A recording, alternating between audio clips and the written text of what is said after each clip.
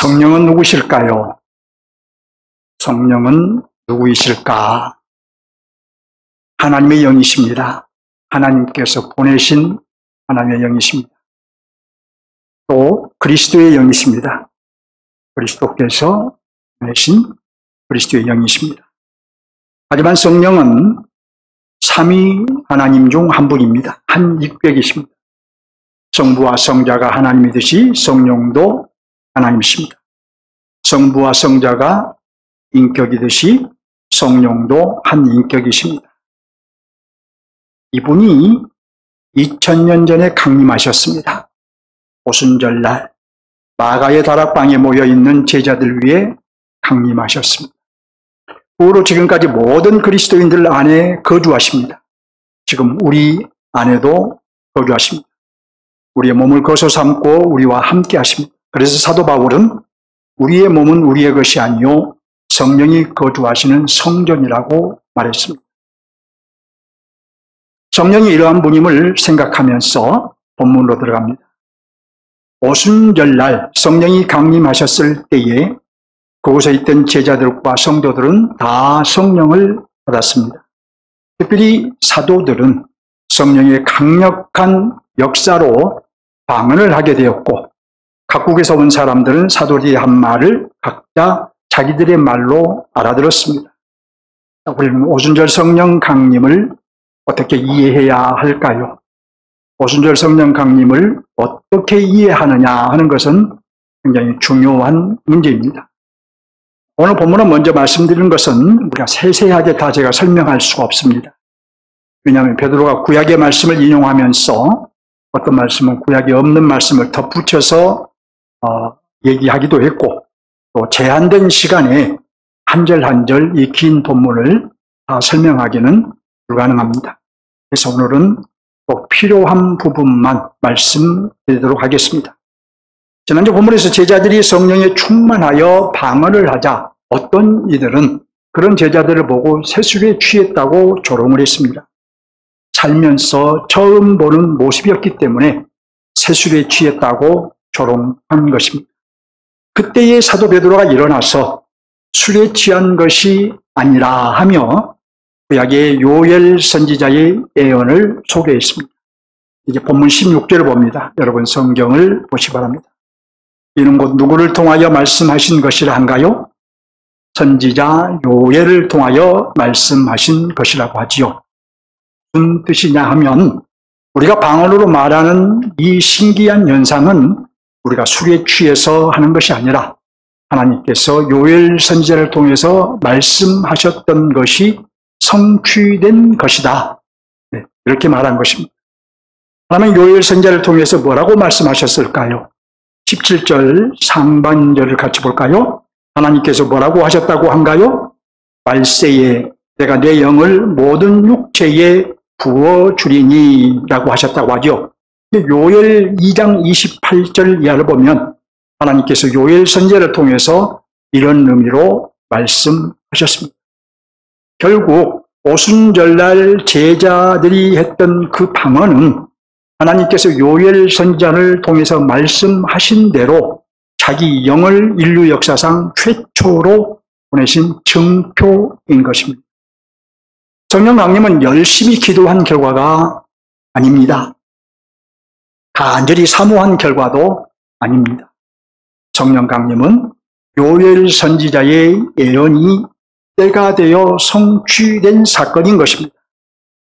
마치 여러분 농부가 논을 갈아엎어야 봄이 온 것이 아니라 봄이 왔기 때문에 농부가 논을 가는 것과 같다라고 보면 됩니다.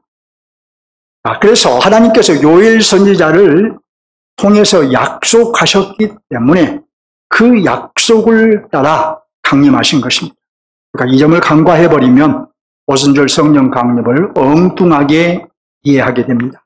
그래서 여러분 분명히 하시기 바랍니다. 오순절 성령 강림이 성령이 강림하심은 때가 되어 요엘 선지자의 예언이 성취된 사건인 것입니다. 한편 17절에서 자녀들은 예언을 하고 젊은이들은 환상을 보고 노인들은 꿈을 꾸리라고 하는데, 이는 미래를 예언하고 신비한 현상을 보고 진통한 꿈을 꾼다는 말이 아닙니다. 그럼 무슨 뜻일까요? 여기 자녀들과 젊은이들과 노인들, 또 남녀노소, 모든 사회적 주의를 막론하고 모든 그리스도인을 뜻합니다. 그리고 예언과 환상은 구약에서는 하나님의 계시의 방편들이었습니다. 하나님께서 자기를 계시하실 때 구약에서는 환상으로 또는 꿈으로 계시하셨어요. 그런즉 하나님께서 성령 강림을 예언하시면서 자녀들은 예언을 하고 젊은이들은 환상을 보고 노인들은 꿈을 꾸리라고 말씀하심은 성령이 강림하시면 남녀노소 또는 사회적 주의를 막론하고 심지어 18절을 보면 사람 대접조차 받지 못하는 남종과 여종들까지도 하나님의 계시인 성경을 깨닫고 말하게 되리라는 뜻입니다. 이런 성령으로 인해 누구나 복음을 깨닫고 증거하게 되리라는 뜻입니다. 구약에서는 선지자들만 했던 일을 모든 성도들이 신약에서는 하게 될 것이라는 뜻입니다. 이 말씀대로 성령이 강림하신 후에 사도들은 물론이고 성도들도 성경을 깨닫고 땅끝까지 이르러 복음을 전하는 증인으로 살았습니다. 결국 이런 삶은 모든 그리스도인들이 살아야 하는 삶인 것입니다. 오늘날 여러분도 성경교사의 도움을 받으면 당연히 성경을 깨달을 수 있고 어느 정도 훈련이 되면 성령의 조명으로 스스로 성경을 깨달을 수도 있습니다. 그리고 여러분은 복음의 증인으로 살 수 있고 또 살아야 합니다. 왜요? 성령을 받았으니까요. 베드로 사도는 이 방언에 대한 설명을 하고 나서 이어서 그리스도 사건, 곧 그리스도의 죽음과 부활에 대해 조망하듯이 말합니다. 구체적으로 뭐라고 말할까요? 첫째로 그리스도 사건은 하나님의 뜻이라고 말합니다. 본문 23절을 봅니다. 어떻게 내준 바 되었다고 한가요? 그가 하나님의 무엇대로 정하신 뜻과 미리 아신 대로 내준 바 되었다, 이렇게 말하죠. 그리스도의 죽음은 하나님께서 작정하신 일로서 그 작정하신 대로 십자가에 내어주신 사건이라는 것입니다.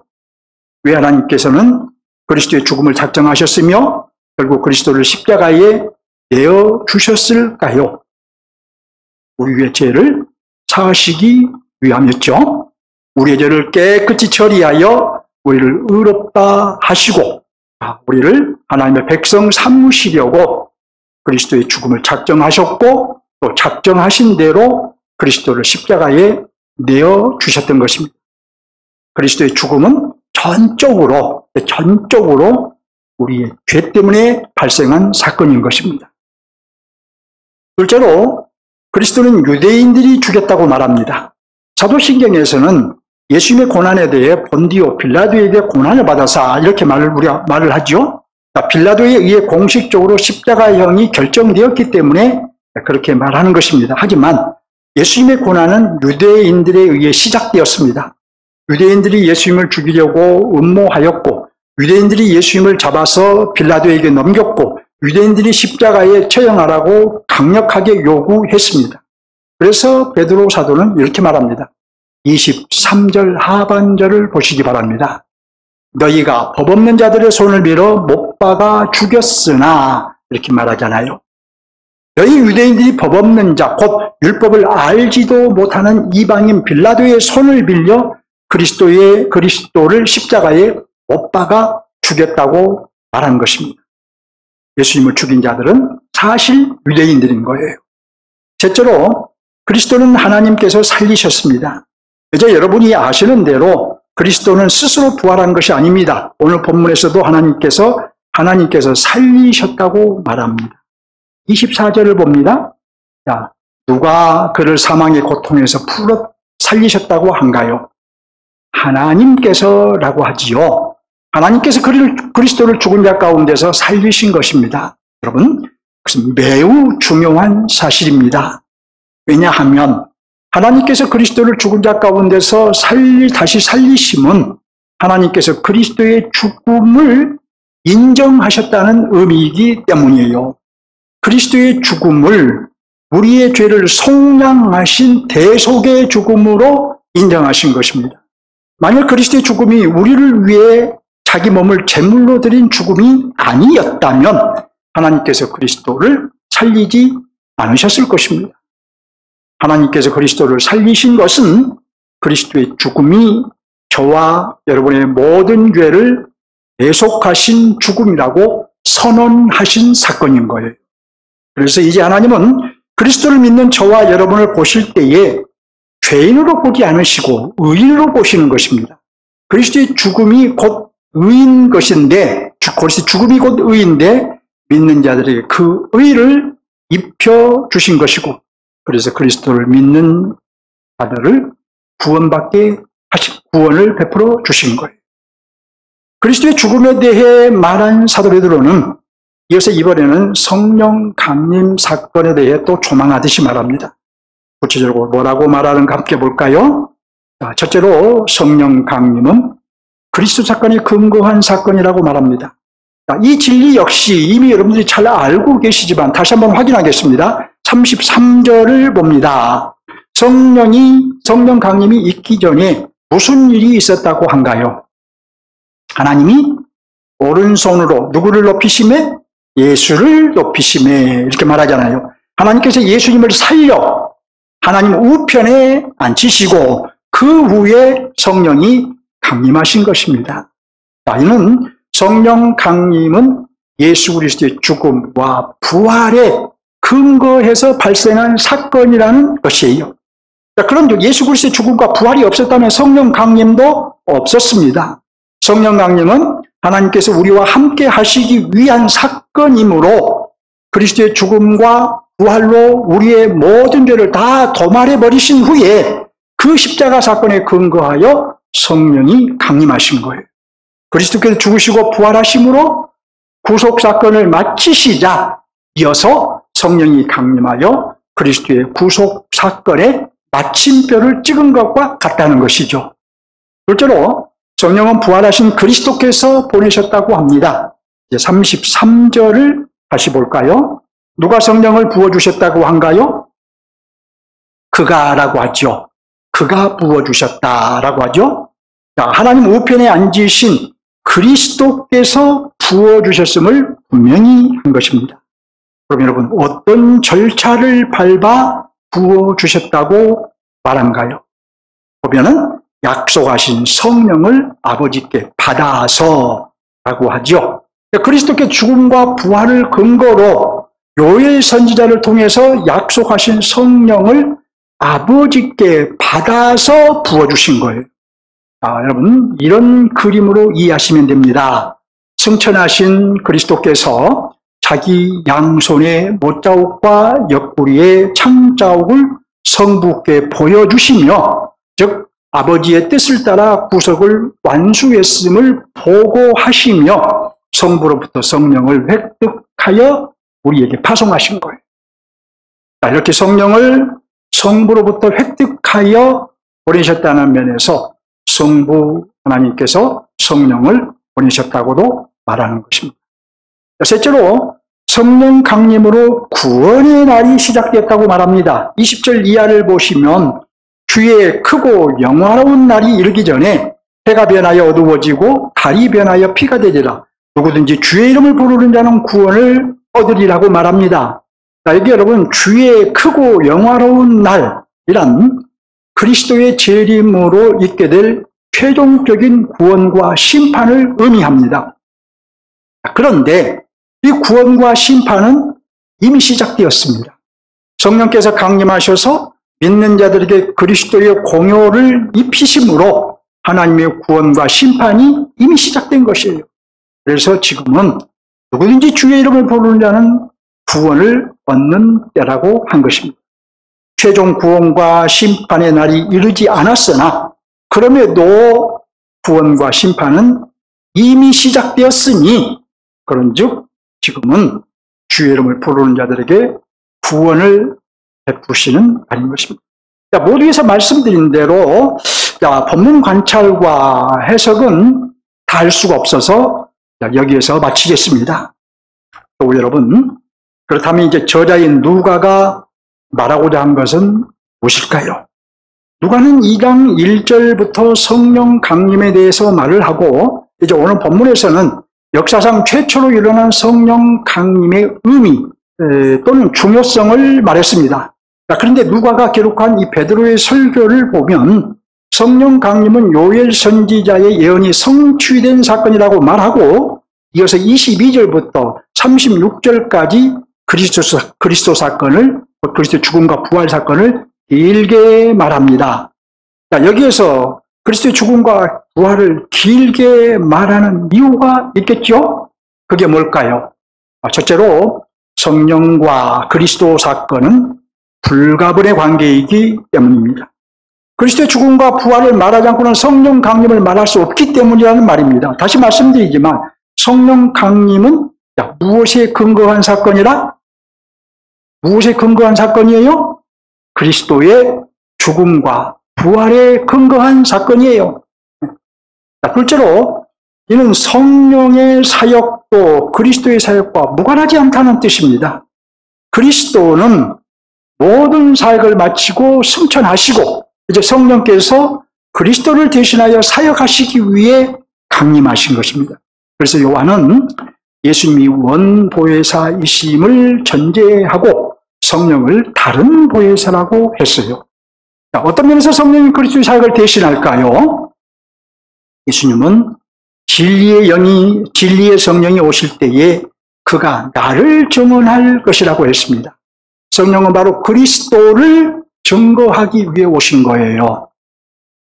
죽으시고 부활하신 그리스도를 증거하심으로 예수님께서 공생애 동안에 전파하신 하나님의 나라를 전파하신 것입니다. 또 예수님은 그가 와서 죄에 대하여, 의에 대하여, 심판에 대하여 세상을 책망하시리라고 하시면서 죄에 대하여라 함은 그들이 나를 믿지 아니하미요 라고 하셨습니다. 성령은 특별히 그리스도를 믿지 않는 것이 죄라고 이것을 날카롭게 지적하십니다. 모든 죄는 여러분 다 그리스도의 피로 용서받을 수 있어도 그리스도를 믿지 않는 죄는 용서받을 길이 없는 것입니다.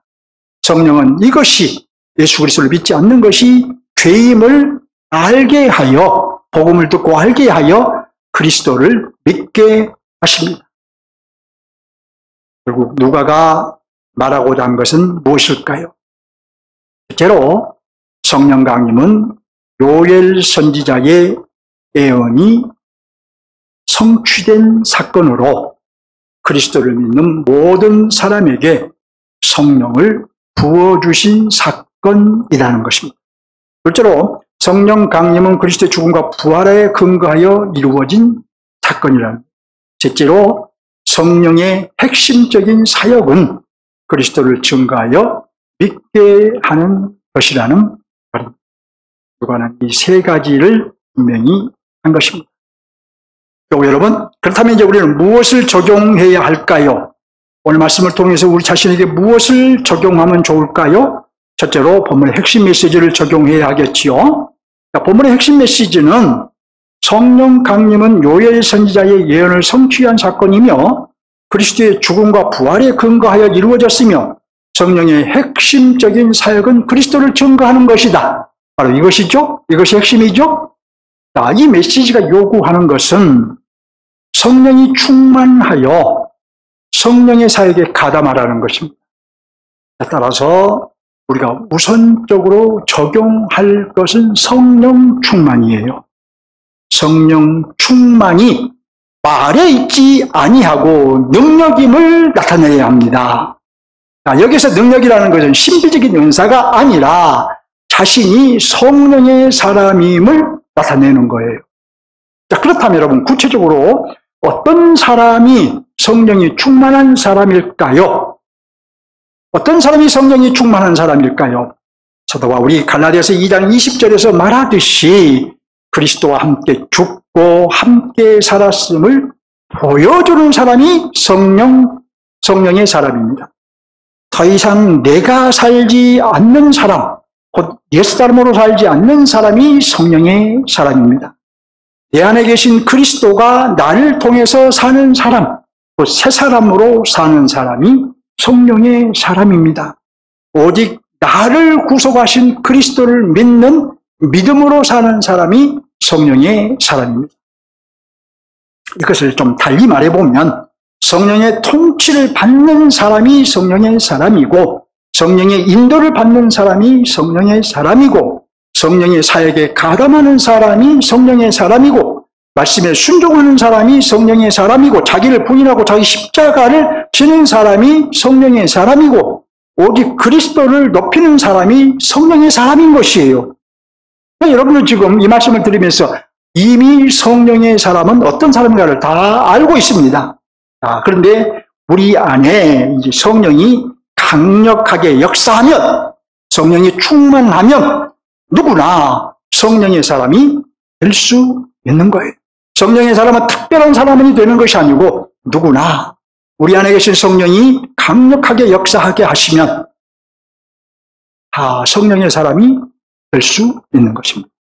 관건은 이제 우리가 실제로 성령의 사람이 되는 것입니다. 그렇다면 우리가 실제로 성령의 사람이 되는 것이에요. 어떻게 성령의 사람이 될 수 있을까요? 어떻게 성령이 강력하게 역사하는 사람이 될 수 있을까요? 어떻게 능력 있는 그리스도인으로 살 수 있을까요? 저는 지금 어떻게라는 방법의 문제를 제기했습니다. 자, 과연 어떻게 해야 우리 안에 계신 성령이 강력하게 역사하실까요? 자, 이미 여러분이 알고 있는 대로 우리가 정말로 힘써야 할 일은 무엇일까요? 그리스도의 말씀이 충만하게 하는 것이에요.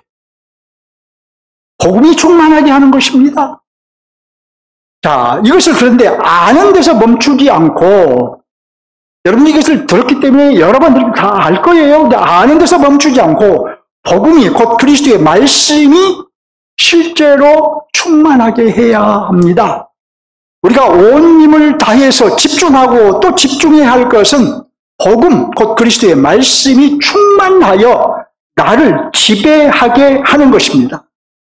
내가 나의 생각과 나의 마음을 지배하는 지배자가 아니라, 내가 나를 지배하는 지배자가 아니라 복음, 곧 그리스도의 말씀이 나의 지배자가 되게 해야 된다는 거예요. 여러분들 대부분은 내가 나를 지배하는 지배자이잖아요. 내 생각대로 내 마음대로 살고 있잖아요. 모두 대부분의 그리스도인이 그렇게 살고 있는데, 그래가지고 성령 충만한 사람이 될 수 없어요. 성 말씀이 내게 들어와서 복음이 나를 온전한 지배하는 지배자가 되게 해야 된다는 것이에요. 그런데 여러분, 여기에서 놓치지 않을 것이 하나 있습니다. 이렇게 말하면 여러분들이 놓칠 수가 있어요. 뭘 놓쳐서는 안 되냐? 어떤 말씀을 충만하게 해야 하느냐는 거예요.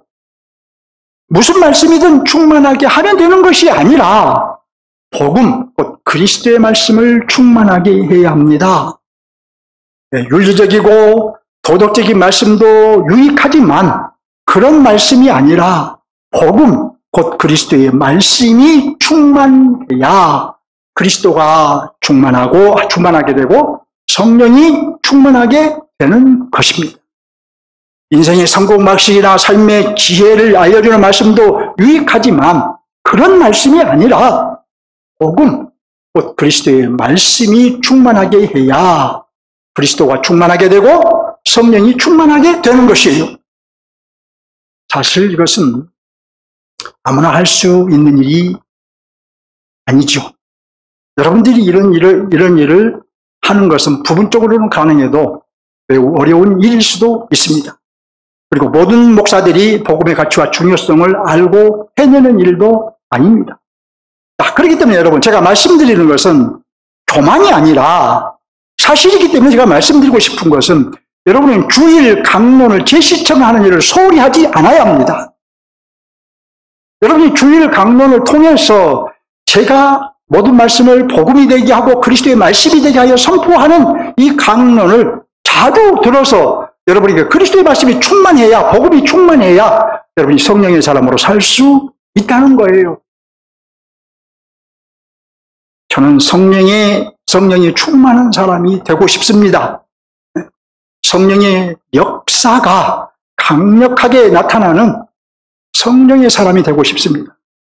말씀을 연구하고 전하고 가르치는 목사도 자신 안에 말씀이 충만하게 거하지 않으면, 곧 그리스도의 말씀이 충만하여 자신을 지배하게 하지 않으면 그리스도와 함께 죽고 함께 산 성령의 사람으로 살 수 없는 거예요.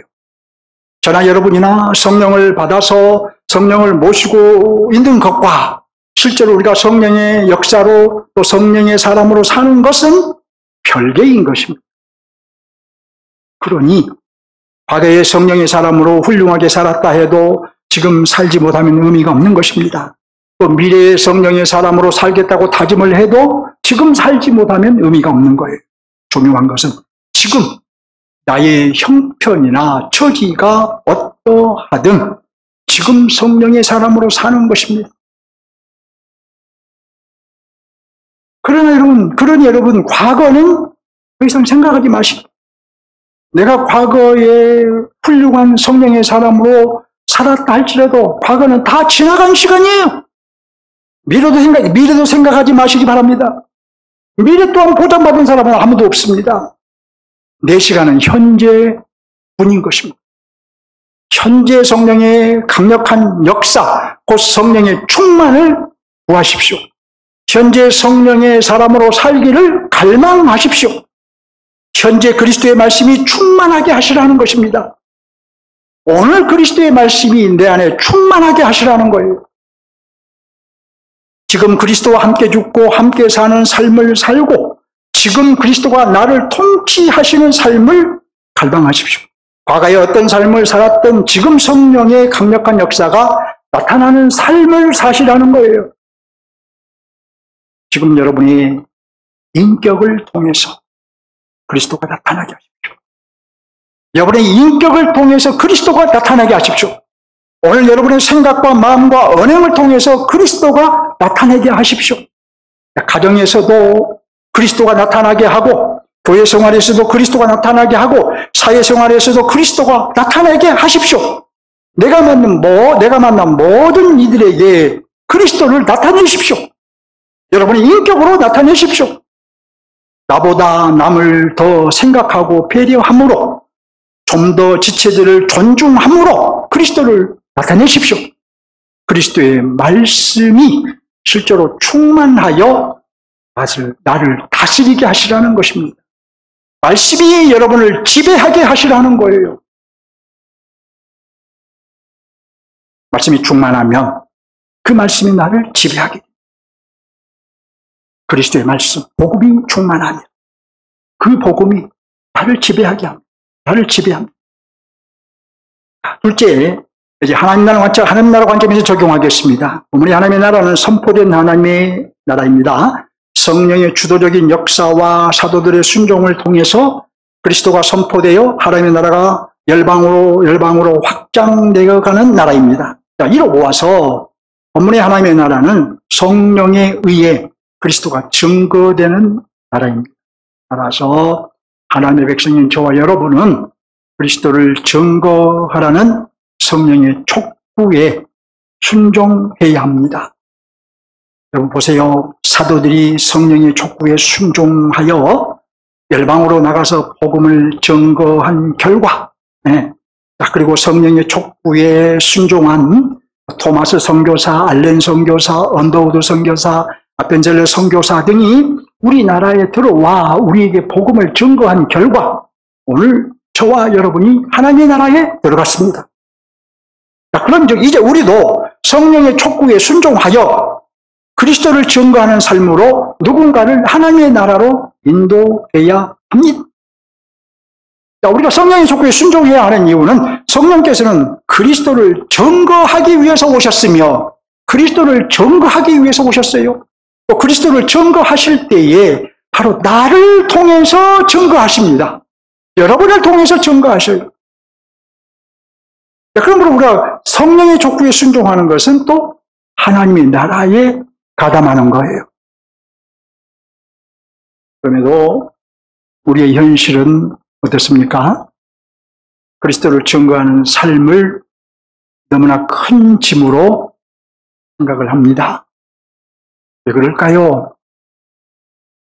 왜 우리는 복음을 증거하는 삶을, 전도하는 삶을 큰 짐으로 여길까요? 기본적으로 성령의 충만함이 없기 때문이겠지만 아마 이런 점도 이유가 아닐까 싶어져요. 내가 그리스도를 증거할 때에 성령께서 함께 하신다는 생각이 없기 때문일 것입니다. 나 혼자 전한다고 생각하기 때문일 거예요. 내가 증거하는 것이 아니라 성령께서 나를 통해서 증거하신다는 생각이 없기 때문일 거예요. 아들까지 내어주신 하나님 아버지의 마음을 알지 못하기 때문일 것입니다. 한 영혼을 사랑하는 마음이 부족하기 때문일 것입니다. 나는 도구일 뿐이고 나를 사용하시는 분은 성령님이라는 것을 확신하지 못하기 때문일 것입니다.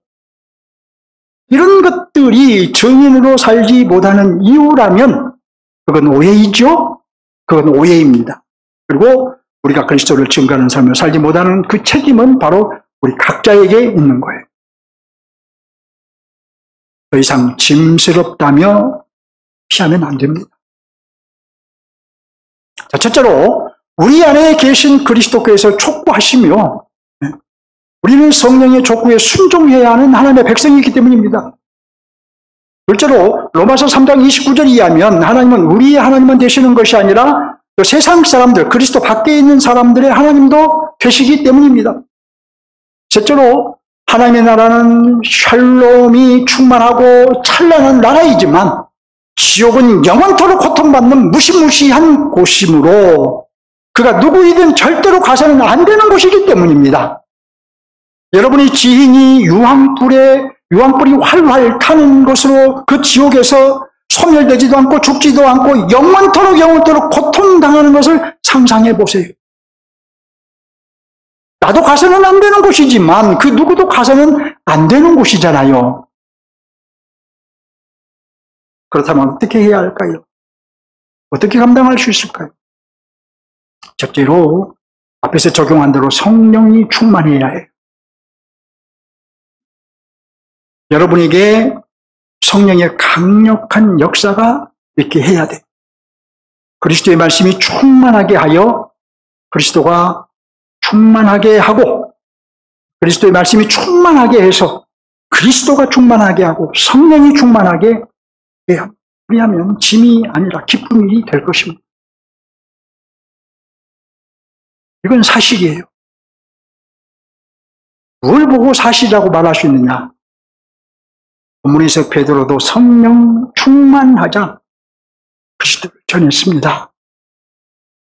여러분이 아신 대로 베드로는 예수님을 모른다고 3번이나 부인했던 아주 연약한 사람이었어요. 하지만 성령이 충만하니까 금방이라도 돌을 던질 수 있는 그 유대인들에게 너희가 법 없는 자들의 손을 빌려 예수님을 죽였다라고 담대하게 말하면서 그리스도를 전한 것입니다. 성령이 충만하니까. 둘째로 부활하신 그리스도를 보십시오. 부활하신 그리스도를 인격적으로 대면하십시오. 머리로만 부활하신 그리스도를 알지 마시고 인격적으로 그분과 대면하십시오. 부활하신 그리스도를 진지하게 묵상하며 그리스도는 전능자요 구속주라는 믿음을 고백함으로 그리스도를 충만히 여러분 마음에 모십시오. 에베소서 3장 17절을 보면 믿음 고백으로 그리스도가 우리 마음에 계시게 하라고 말합니다. 내 안에 모신 그리스도께서 나를 통해서 또 무엇을 하기를 원하시는지 물어보시고 그분이 하시고자 하는 일에 여러분 자신을 온전히 내어드리십시오. 부활하신 그리스도를 인격적으로 대면하면 그리스도를 전하는 것이 짐이 아니라 기쁨이 될 것입니다. 또 어떻게 해야 될까요? 실제로 그리스도를 전하는 것이 축복된 삶인 줄 깨달으십시오. 별처럼 빛나는 삶입니다. 생명을 살리는 삶입니다. 열매를 맺는 삶입니다.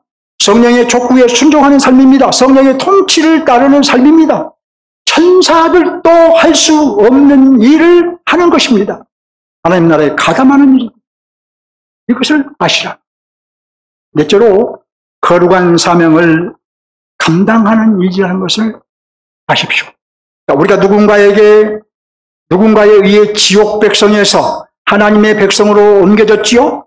누군가에 나에게 복음을 전해서 누군가 나에게 그리스도를 증거해 줘서 복음을 듣는 자리에 이끌어 줘서 여러분들이 지옥 백성에서 하나님의 백성이 되었잖아요? 그처럼 지옥에 떨어지는 누군가를 하나님께로 옮기는 것은 거룩한 사명입니다. 앞에서도 살펴본 대로 지옥은 꺼지지 않는 유황 불못이며 죽지 않고 영원히 고통받는 곳이며 다시는 기회가 주어지지 않는 곳입니다. 자, 그런 지옥에 떨어지는 한 영혼을 구원하는 사명은 위대한 사명 아닌가요? 거룩한 사명 아닌가요? 반드시 감당해야 될 사명이죠. 여러분, 우리 함께 그리스도를 전하는 일을 피하지 마십시다. 피하지 마십시다. 자, 그렇다면 여러분, 어떻게 실천해야 될까요? 피하지 않아야 되겠는데, 그렇다면 어떻게 해야 될까요? 예수님께서는 가서 제자 삼으라고 하셨습니다. 예수님께서 가라 하실 때는 이런저런 생각하지 말고 가라는 뜻일 거예요. 네. 가면 환영할까 안 할까 생각하지 마시고, 가면 내 말을 들어줄까 안 들어줄까 이런 거 생각하지 마시고 성령을 의지하고 가라는 뜻일 것입니다. 둘째로 가서 입을 열어 전하십시오. 이게 잘 안 되지요. 제가 여기서 지금부터 말씀드리는 복음 제시에 복잡한 것 아니에요. 이걸 여러분들 꼭 익혀두시기 바랍니다. 그래서 그렇게 전하면 돼요. 가서 저 입을 열어 전하세요. 형제자매요, 모든 인간은 죄인입니다. 하나님을 떠나 하나님 없이 살기 때문입니다. 당신도 하나님을 만나야 하는 죄인입니다. 물고기가 물을 만나야 살듯이 하나님을 만나야 삽니다. 하나님은 보이지 않는 영이시지만 예수님을 믿으면 영이신 하나님을 만나게 됩니다. 예수님은 하나님의 아들이시기 때문입니다. 그리고 우리 죄를 해결하시기 위해 죽으셨고 부활하셨기 때문입니다. 당신을 위해서 기도하겠습니다. 이렇게 전하고 전도지를 하나 주십시오. 그러면 구원받을까요? 모를 일이죠. 중요한 것은 그렇게 하다 보면 구원받기로 예정된 자를 만나게 될 거예요. 사단의 자식도 만나겠지만 하나님의 자녀로 들어올 한 영혼도 만나게 될 거예요. 우리가 만나든 못 만나든 우리는 이것을 평생 해야 할 일인 것입니다. 왜냐하면 사도 바울이 이렇게 말했어요. 너는 복음을 접하라. 때를 얻든지 못 얻든지 항상 힘쓰라. 우리 단순하게 생각합시다. 여러분, 계산하지 말고 순종합시다. 성령의 촉구하심을 외면하지 말고 순종을 다짐하시기 바랍니다. 복음 전하면서 미쳤다는 소리를 한번 들어봅시다. 복음 전하는 우리를 보고 저 사람 정말 미쳤나봐 라는 소리를 한번 들어보자는 거예요. 다시 말씀드리면 방금 전에 말씀드린 그 복음 제시를 잘 숙지하셔서 꼭 그대로 안 해도 돼요. 그렇게 전하는 것을 요약해서는 머리에 넣어두고 누구를 만나든 그렇게 복음을 전하면 됩니다. 도전해 보시기를 주의 이름으로 축원합니다. 말씀을 맺겠습니다. 두 가지를 실천하시기 바랍니다. 첫째는 여러분 안에 말씀이 충만하게 하면 됩니다. 말씀 충만이고 성령 충만이라는 것은 진리입니다. 진리예요. 둘째는 가족을 위해서 눈물로 기도하십시오. 한 영혼을 품고 눈물로 기도하십시오. 그리고 전하십시오. 성령의 촉구에 순종하시기 바랍니다. 내가 말세에 내 영을 모든 육체에 부어주리니 너희 자녀들은 예언할 것이요 너희의 젊은이들은 환상을 보고 너희의 늙은이들은 꿈을 꾸리라. 바로 여러분에게 주신 말, 여러분을 위해 주신 말씀입니다. 이제 실천하시면 성령께서 여러분을 통해서 일하십니다. 성령을 향해 한 걸음 더 나갑시다.